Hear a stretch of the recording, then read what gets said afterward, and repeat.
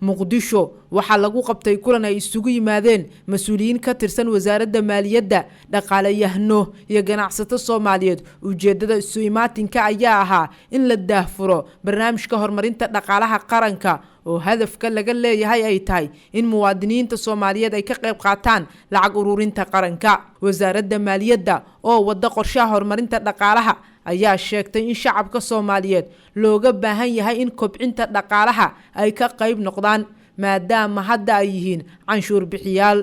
aqoon-yahan Yaxya Caamir oo kamid ahaa dadkii madasha ka hadlay ayaa sheegay in canshuurta ay bixiyaan shacabka Soomaaliyeed aysan lahayn bedelkii loogu talagalay bajaajli dad shaqo loo abuur iga abuurtay lacagta laga qaado ma loo celiyaa jidma loogu sameeyaa ana madiina degana saako qaar ku waxay madiina degana waa ogyihiin zooba intaan soo gaarin biyaada la mari karin suuqaad kor u laabanay mootadii soo galaya kasoo gudub jidka afsuul ku soo laax bulaacada musqul hayal maalin kasta mootada dheer ku qabtaa la barafar tireen biyaana ka xagee ka soo galay la beeri calina waa dhaxdii soo maray ninkaas lacagta laga qaaday waxa lagu qabtay xaq u leeyahay lacag aad u fada dhowr iyo 30 kun gaarayna malayna wasaaradda mid waxay leedahay adoo batata samayso wasaaradda gaadiidka mid kale waxa leeyahay dawladda hoose lacag ka qaada qofkaas markii lacag laga qaado haduu arko asiga wax loo qabanay maxuu sameeyna muwaadin fi calmo naqana lacagta waa in la helo qorshe meesha ay ku naqanayso ay caddahay mas'uuliyadda qaar marka maaliyadda aan saarayno iyadoo malaha wasaaradda kale ayana kale dawladda hoose ayana kale ciidamada ayana kale iyo dadkana shaqo sida mushaar siyaadeen dakhliga soo aroor xogaa dakhli soo aroordaas marbar ugu giijiyaan waxaan jeebkeena ku jirnaa nambar bixiya leeyahay qofka miraha duurka ku yaala aragteen iyo miraha abuurtaa jira kuwa duurka ku yaala marka roobta iska soo gurataa marka jiraalkana lama hayo laakiin miraha kale ee aad beerato inta aad beerato ay leeyihiin waxa aad soo guranayso dadka marka laga qaadaya dakhliga hal kordhin leeyahay oo badanaa wasaaradda ilaahay dakhliga loo diray dadka jeebkiisa marka hore lacag u abuur shaqo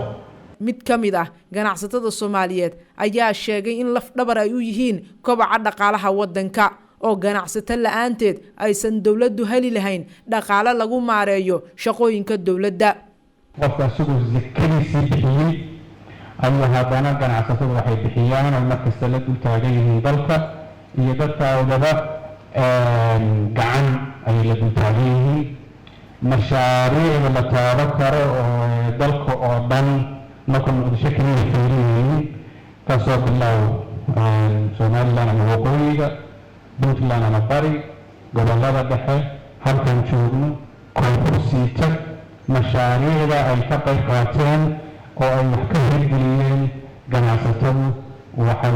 ku leeyahay ma aha qorshaha horumarinta dhaqaalaha wadanka oo ay hormuud ka tahay wasaaradda maaliyadda ayaa ah mid shacabka loogu baaqayo inay ka gacan geystaan madax banaanida dhaqaale ee dalka wasiirka wasaaradda maaliyadda Cabdiraxmaan Ducaale Beyle ayaa sheegay in dhibaato dhanka horumarka dhaqaalaha ay jirto si looga baxo ku hoos noolaashaha wadamada shisheeye ayuu soo jeediyay in la isku tashto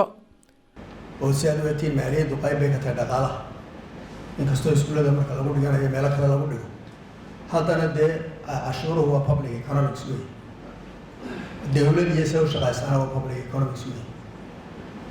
finance iyo financial management waa school business wey waa saas u kala duwan laakiin hadana waa isku xidhan halkan marka anaga qaybteeda labada wasiir ayaa si fiican u dhigay waxa weeyaan arrimaha dakhliga inaynu ka hadalno ayaa horta muhiimad u tahay waxaa halkan aad ku arkaysaan calaamada African Development Bank ayaa ka arkaysaan bangiga adduunka horumarinta Afrika bangiga horumarinta Afrika aad ka arkaysaan asaga noo suuro geliyay kharashka lagu baxayna bixiyay kharashada ku baxa dakhli kordhintana asaga inta badan bixiya institute-ka dhammaystiray lagu baran doono finance iyo taxes-kana asaga bixiyay oo dhawaan la bilaabi doono haddii ilaahay dhahay shirar badan oo inoo soo socda asaga bixin doono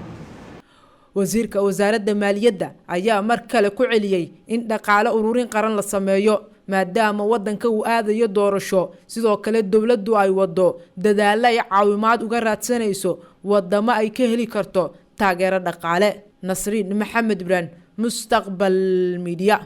Premier Wallet waa application cusub oo uu ku keenay Premier Bank faa'iidooyinka Premier Wallet waxaa kamid ah waad iska diiwaangelin kartaa adigoo jooga goobtaada dadkaan account-ka ku lahayn bangiga Premier waa ay iska diiwaangelin karaan Premier Wallet dukaamada iyo ganacsiyada kala duwan ayaad wax uga iibsan kartaa lacagaha waxbarashada caafimaadka korontada ayaad ku bixin kartaa lacag ayaad u diri kartaa qof kale laguguna soo diri karaa si fudud